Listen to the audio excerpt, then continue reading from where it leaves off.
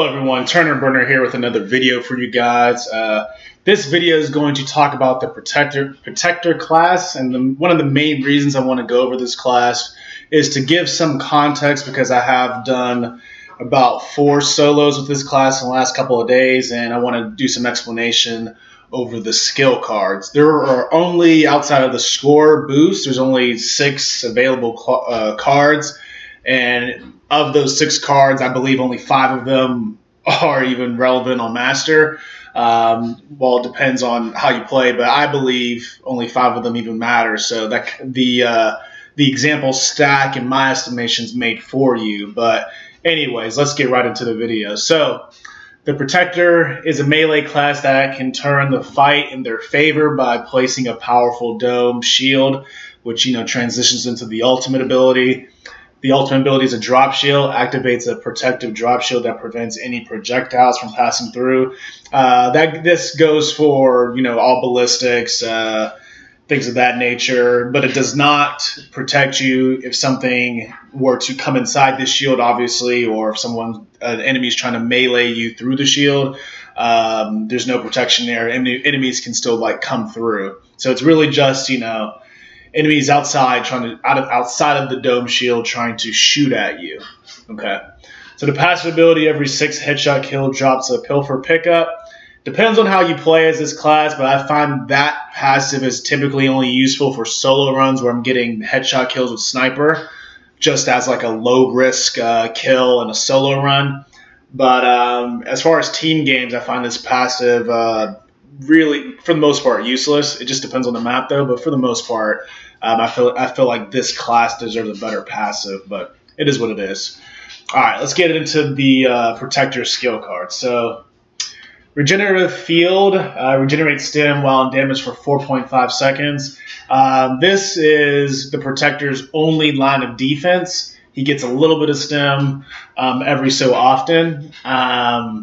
So if you noticed on the line solo run, one of my strategies for dealing with scions one at a time would be to quickly melee one and then run away while I regain stem. That's kind of a strategy you can do with Protector. If it's a one-on-one combat and you're using this class, that's a strategy you can utilize where it's just you get a melee and then once you use your stem, you fall back until you regain it. So another card that's good for Protector is Big Knife. This is similar to Lonnie's Brawler card. I forget the percentage of Lonnie's Brawler card, but anyway, melee damage is increased by 130%. This is obviously useful for all melee attacks, juvies, scions, things of that nature. So any melee attack, you're going to get that little bit extra damage. This is the card I was talking about that I do not use on a master level. This Nasher card allows Protector users to get 30% increased damage and active effects. Relative to his few other cards, this one is always the card left out in my solo runs until further notice. If there's a solo run where I use this card, I'll put it in the comment section, let you guys know. Or you'll guys see it in the video itself. So, Bloody Blade, melee hits cause bleeding for 110% of damage. This card, I believe when the game was launched, correct me if I'm wrong, this Emile's class, Protector's class, was the only one that actually had knife bleeding damage, I believe. And I think Blade Master or Lonnie's class, they gave her Venom Blade later on, if I'm not mistaken. Correct me if I'm wrong, but when they both had knife bleed damage, I believe a lot of people were saying this class was better because you didn't have to wait for Venom.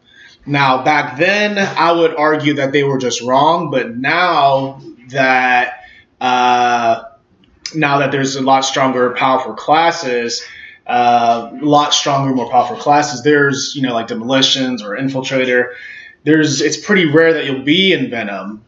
So I do understand it if someone were to say that now.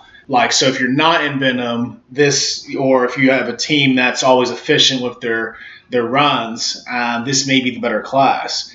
Maps that have fast Venom would be the Barracks as an example, or Venom Run. Blade Master may be the better class, but it depends on how you play and what your opinions are of both classes.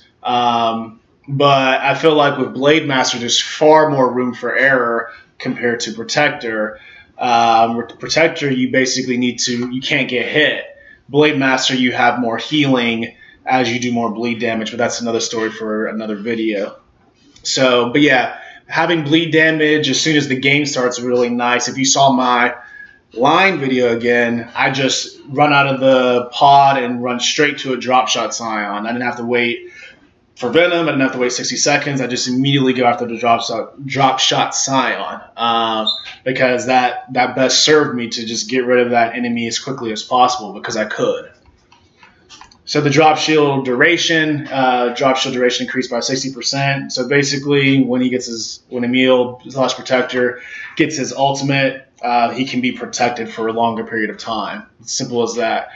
I have used his ultimate, and I do find it effective. And the enemy behavior I find interesting on the ultimate as well. So if you look at lethal engagements, that solo run, the Grenadiers at the very end, they were acting like they were actually shooting, like hitting me, so they weren't like rushing through the shield, which allowed me to have less enemies at the LZ. My goal was to have as little as 0, but no more than 2 enemies come at the LZ, and then because if more than 2 got out, there's not enough space to, with that the more lethal modifier to dodge a bunch of Grenadiers. So luckily, because they were standing on the outside of the shield shooting at me, it prevented them, from advancing for some reason. Same thing goes with Mac's barrier. If Mac is outside of cover and he has the shield up, the enemies will shoot at Mac or Anchor as if Mac is just vulnerable outside of cover. So I find that fascinating between the two shield-like ultimates. So basically the last skill card, close range recharge. Close range kills, recharge drop shield for 28 seconds. I'd have to look at it, but I believe I was getting my ultimate every 2 Scion kills, it felt like. Fairly often when it comes down to the line, which allows me to use my shield, as much as I want to for the most part, due to the fact that since this character really doesn't have any health, I can at least get some regen or some just, short period protection in the shield. So a good card just to get that ultimate more often as I see fit. Epic score boost and regular score boost speaks for itself. Increased team score and horde, and increased time bonus and escape. So that's pretty much it. I'll do my example stack real quick. But like I said, it's obvious if you heard what I said in the video about the Nasher card being the only one left out. But drop shield duration, increase shield duration by 60%. Big knife, more melee damage. Bloody blade causes bleeding for 110% of damage. The melee damage does not stack with the bleed. The melee damage increases the base melee damage. It does not increase the bleed. Same thing with Blade Master. Close range recharge allows me to get my ultimate more often, or that way I can use it more often if I need to. And Regenerative Field regenerates stem while undamaged for 4.5 seconds. So that is it for the Protector class. I actually got a question, earlier in the week, my opinion on Protector versus Blade Master. So I'll end this video with that.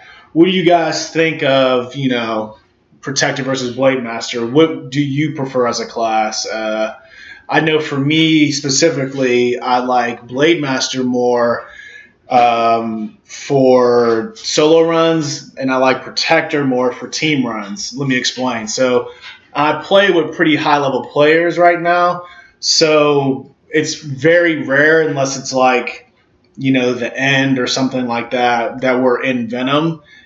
Typically, in most cases, if I look at the mini-map, there's no Venom in the map at all. So I like Protector in those cases due to the fact that I can actually get bleed damage outside of Venom.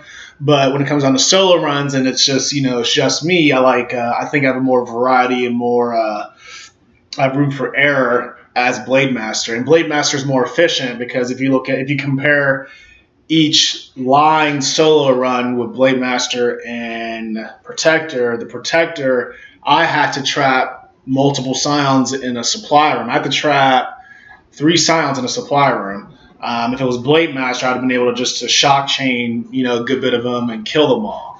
So it's just a difference in the 2 classes.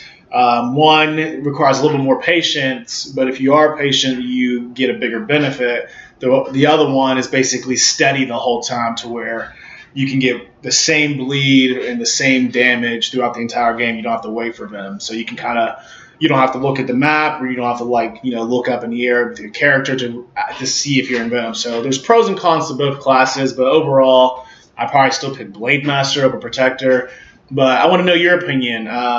Which class do you like the most between Protector and Blade Master? Because they're similar enough in play style, even though Blade Master has like twice as many cards. But anyway, thanks for watching, guys, and stay tuned for the next video. You guys have a good one. Peace.